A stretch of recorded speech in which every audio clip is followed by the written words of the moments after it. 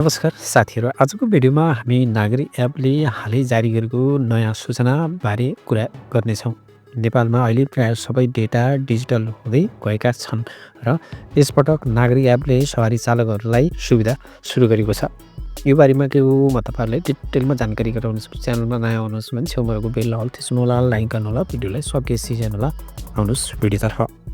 अब ट्राफिक नियम उल्लङ्घन गर्ने चालकहरूले लिनुपर्ने सचेतना कक्षा अब एपमै अनलाइन लिन सक्ने भएका छन्। पहिले यस्तो कक्षा लिनका लागि ट्राफिक कार्यालयमा जानुपर्थ्यो, लाइनमा बस्नु पर्थ्यो, समय पनि धेरै खर्चिनु पर्थ्यो। तर अब तपाईँ घरमै बसेर मोबाइलबाटै अनलाइन सचेतना कक्षा लिन सक्नुहुन्छ। यो सुविधा सुरु भएपछि ट्राफिक नियम उल्लङ्घन गरेकाहरूलाई सजिलै शिक्षा लिन र नियम बुझ्न सजिलो हुनेछ। साथै एप मार्फत तपाईँले आफ्नो ड्राइभिङ लाइसेन्समा जरिवाना बाँकी छ कि छैन भन्ने विवरण पनि हेर्न सक्नुहुन्छ। यसको मतलब तपाईँले अब अनलाइनमै आफ्नो लाइसेन्स सम्बन्धी सबै जानकारी पाउन सक्नुहुन्छ। ट्राफिक जरिवाना, नवीकरण मिति र भेरिफिकेसन स्थिति सबै। अब एप प्रयोग गर्दा यदि तपाईँको सवारी चालक अनुमति पत्र लाइसेन्स देखिएन भने नागरिक एपले अनुरोध गरेको छ एपलाई पूर्ण रूपमा बन्द गरी फेरि खोल्नुहोस्, अर्थात् एप रिस्टार्ट गर्नुहोस्। यस्तो गर्दा प्राविधिक समस्या समाधान हुन्छ र तपाईँको लाइसेन्स देखिन थाल्छ।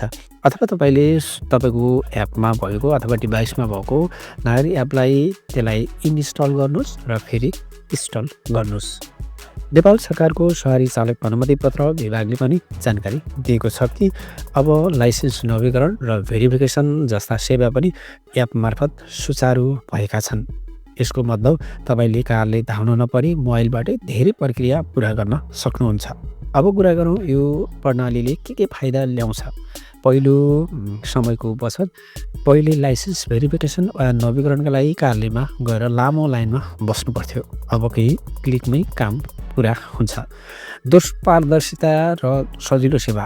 ट्राफिक जरिवाना वा सचेतना कक्षा सम्बन्धी सबै विवरण तपाईँको मोबाइलमै सिधै आउँछ। यसले चालकहरूलाई आफ्नो गल्ती बुझ्न र नियम पालना सचेत बनाउँछ। तेस्रो, डिजिटल नेपाल अभियानमा अर्को ठुलो कदम। नागरिक एपमा अहिले धेरै सरकारी सेवा एकै ठाउँमा उपलब्ध छन्, जस्तै नागरिकता विवरण, पासपोर्ट, कर विवरण, सामाजिक सुरक्षा कोष र अब यातायात सम्बन्धी सेवा पनि सोही एपबाटै पाइन्छ। सोध्दै हुनुहुन्छ यो सचेतना कक्षा कसरी लिन सकिन्छ। त्यसको लागि तपाईँले नागरिक एप खोलेर सवारी चालक सेवा भन्ने विकल्पमा जानुहोस्। त्यहाँ सचेतना कक्षा भन्ने नयाँ विकल्प देखिन्छ। यो क्लिक गर्न साथ तपाईँ अनलाइन कक्षा लिन सक्नुहुन्छ, जहाँ ट्राफिक नियम, जरिवानाहरूका कारणहरू र सुरक्षित सवारी सञ्चालनका बारेमा जानकारी दिइन्छ। यो कक्षा लिनु निःशुल्क हो कि शुल्क तिर्नुपर्छ भन्ने बारे नागरिक एपले अहिले विस्तृत जानकारी दिएको छैन। तर प्रारम्भिक चरणमा यो सेवा निःशुल्क रूपमा उपलब्ध हुने सम्भावना धेरै छ। अब अर्को कुरा, जरिवाना विवरण। यदि तपाईँको लाइसेन्समा कुनै जरिवाना बाँकी छ भने एपमा स्पष्ट रूपमा देखाउँछ। कति रकम, कुन मितिमा, कुन स्थानमा उल्लङ्घन भयो र कुन कार्यालयमा बुझाउनु पर्ने हो। यसले चालकहरूलाई सजिलो आफ्नो जिम्मेवारी बुझ्न र जरिवाना समयमै तिर्न मद्दत गर्छ। अहिले यो सुविधा सबै नागरिक एप प्रयोगकर्ताहरूको लागि खुला गरिएको छ।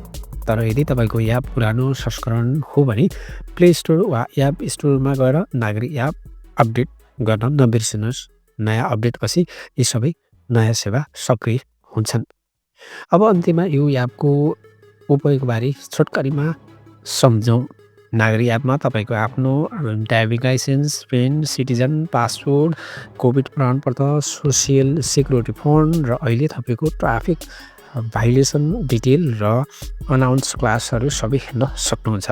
नेपाली सरकारले सबै नागरिकलाई यो एप प्रयोग गर्न आग्रह गरेको छ, किनभने यसले सरकारी सेवा डिजिटल बनाउँछ र नागरिकहरूलाई कागजपत्र बोकेर धाउनुपर्ने झन्झटबाट मुक्त बनाउँछ।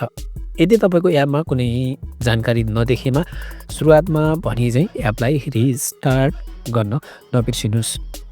त्यो गरेपछि सबै डाटा स्वतः स्क्यान भएर देखिन्छ। यसरी अब ट्राफिक सचेतना, जरिवाना, लाइसेन्स नवीकरण र भेरिफिकेसन सबै एकै ठाउँमा नागरिक एपमा उपलब्ध भएको छ। नेपालमा डिजिटल सेवा विस्तार हुँदै गएको यो एउटा ठुलो कदम हो। र हामी सबैले यसलाई प्रयोग गरेर नियम बुझ्ने, पालना गर्ने र डिजिटल प्रणालीमा सहभागी हुने जिम्मेवारी लिनुपर्छ। धन्यवाद। आजको यो भिडियोमा हामी यहीँ समाप्त। यदि तपाईँलाई यो जानकारी उपयोगी लाग्यो भने भिडियो लाइक सेयर गर्न नबिर्सिनुहोस् र यस्तै सरकारी अपडेटहरूको लागि हाम्रो च्यानलमा बनेर रहनुहोस्। हस्।